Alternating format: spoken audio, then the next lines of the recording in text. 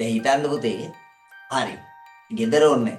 ඔයා කාමරේ දැන් තනියම ගෙදර ඉන්න. කාමර. කළුවර දවස. හඳවත් පායලා නැති දවස. හරිද?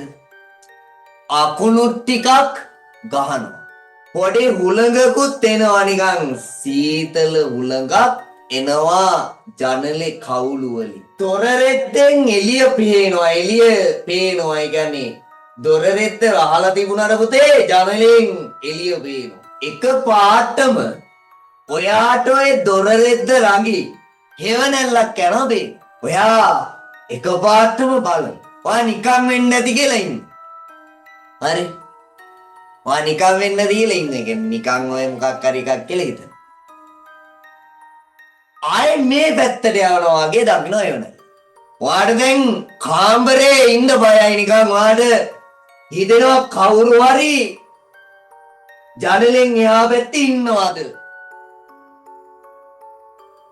හරි.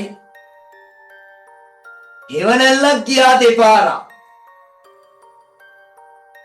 එතකොට ඔයා දැන් බයෙන් වෙවුලනවා පුතේ. වෙවුලනකොට ඔයා සීට් එක ඇතුලෙන් පුතේ ඔයාට පේනවා සුදු පාට එළියක්. ඔයා ළඟට එනවා.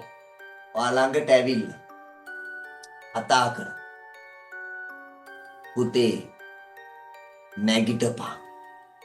ඔයා ඇහැරලා බලනකොට අම්මා. එතකොට තමයි ඔයා දන්නේ මොකද්ද?